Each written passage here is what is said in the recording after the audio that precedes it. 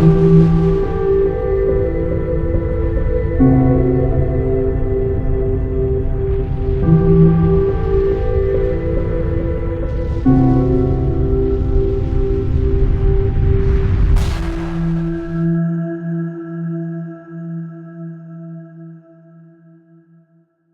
les amis! L'autre soir j'ai publié dans ma communauté YouTube le fait que je recevais beaucoup de témoignages d'observations d'OVNI, certains très spectaculaires, et je disais que lorsque on traitait ce sujet de façon sérieuse, on est très étonné du nombre de témoignages qu'on reçoit en retour.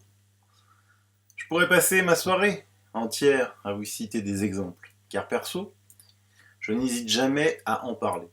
En tant que dirigeant d'entreprise, je fais bien évidemment des fois des déjeuners d'affaires. Et il m'arrive d'aborder le sujet, à la grande surprise de mes interlocuteurs. Je ne me cache nullement, mais je vous le rappelle, c'est mon vrai prénom, mon vrai nom, ma vraie tête. Je ne saurais vous dire le nombre d'entre eux qui reviennent me voir, non plus pour parler business, le sujet est traité en quelques minutes auparavant, mais pour que je leur raconte d'autres histoires. Je m'amuse à chaque fois de lancer le sujet ufologie de façon toujours sérieuse. Pour observer le regard des personnes, elles te scrutent, analysent pour savoir si tu es sérieux ou si tu blagues. Je vous avais parlé de l'ami qui m'avait montré la photo de la trombe marine en Italie dans ma dernière vidéo. Le lendemain, bien sûr, je suis retourné le voir. En fait, je le connais depuis longtemps, c'est le responsable de la plage où je vais. Il n'y a pas vraiment d'équivalent en France. En fait, il gère une centaine de mètres de plage où il loue les parasols, les transats, mais assure aussi le nettoyage et la sécurité des baigneurs, en même temps qu'il offre des services comme des douches, des cabines, des aires de jeu pour les enfants, des terrains de volley, de pétanque, tables de ping-pong, etc.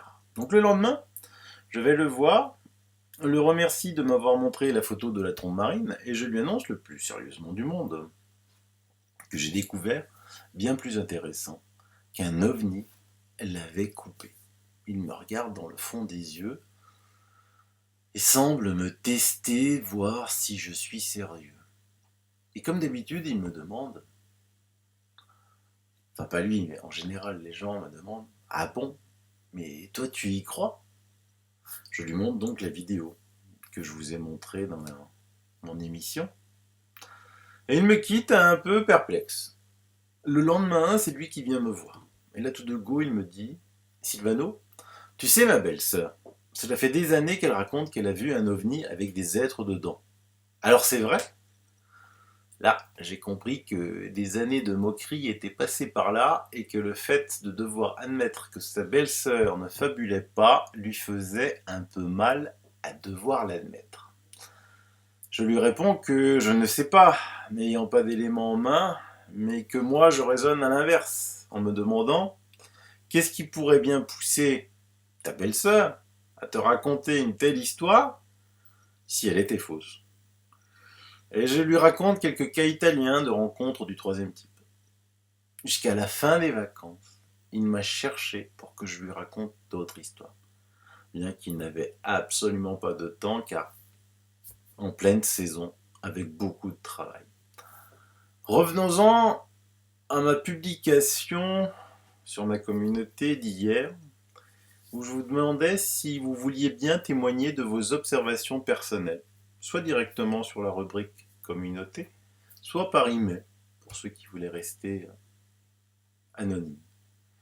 J'ai eu à l'heure où je vous parle environ 70 témoignages sur ma communauté YouTube et une vingtaine par email.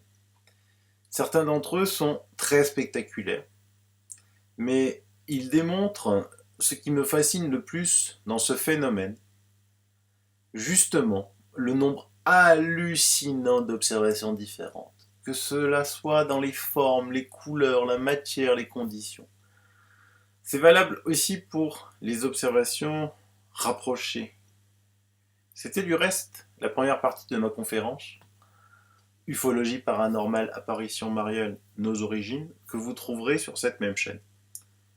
Je vous parle aussi souvent dans ma communauté de la façon dont on traite le phénomène OVNI ailleurs, notamment aux USA, où ce sujet passe aux heures de grandes écoutes avec des invités, style militaire, politique, scientifique, etc.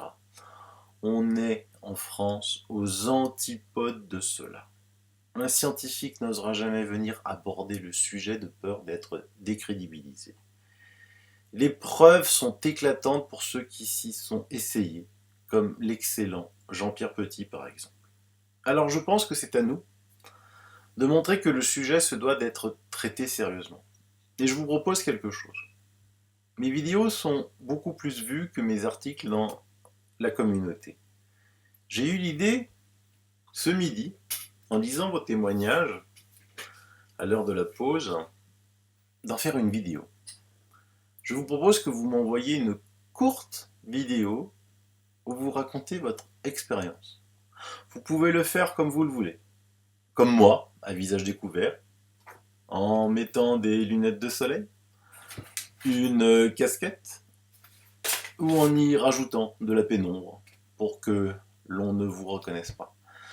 Vous pouvez dire votre nom ou pas, aucune importance. Si j'arrive à avoir par exemple 50 témoignages, j'en ferai un montage où tous les témoignages se succéderont les uns après les autres.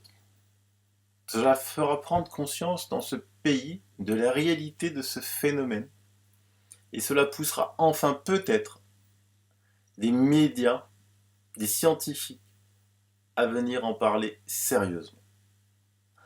Le journaliste David Krefft est justement un journaliste courageux qui a traité la vague d'observation qui a eu lieu pas plus tard qu'octobre dernier dans le Loiret.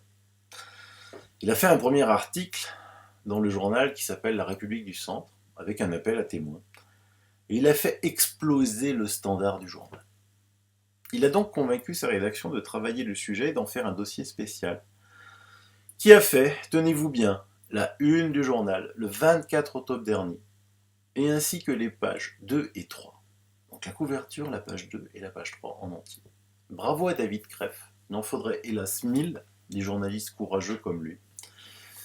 Et il y a eu un témoignage qui m'a marqué. Je vous le lis.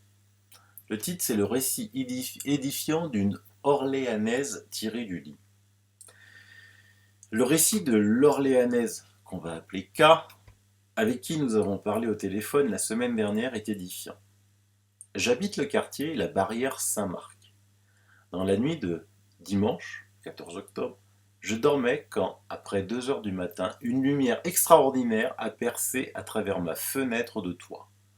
J'ai d'abord cru à un incendie, raconte-t-elle, paniquée. Je l'ai donc ouverte et ai passé la tête dehors. Au-dessus de chez moi, il y avait cette forme triangulaire, avec des lumières dessous, vertes et rouges. J'ai eu la peur de ma vie. J'étais paralysé. Que se passe-t-il ? Tout s'est arrêté quand c'est parti en direction de l'ouest à une vitesse fulgurante. Des larmes dans la voix, K affirme depuis souffrir de maux de tête et de vomissements. Le mardi suivant, elle allait consulter un généraliste. Son témoignage est le seul du genre, stupéfiant au point que l'on comprendra que beaucoup ne lui apportent que peu de crédit. Reste que la sincérité de K, qui s'excusait presque de nous contacter, résidait dans sa voix, ses tremblements et ses interrogations. Voilà le problème en France. On n'ose pas témoigner de peur d'être ridiculisé. Mais moi je sais que les personnes qui ont vécu ce genre d'observation ont besoin de parler, ont besoin de trouver d'autres personnes qui ont vu, qui ont vécu ce genre de phénomène. C'est presque vital. Donc je veux leur donner la parole, masquée ou non, du reste. Il y a bien des débunkers qui font des émissions masquées, non ? Si vous avez besoin d'aide, parce que je sais aussi que j'ai un public pas très fan avec les technologies actuelles, vous m'écrivez. Je vous aide, c'est simple comme bonjour. Si vous n'avez pas de smartphone et que vous avez néanmoins envie de témoigner, écrivez-moi, aucun souci. Je vous mets dans le descriptif de l'émission. Vous avez l'émission que vous avez cliqué sur YouTube, juste en dessous. Il y a un petit texte.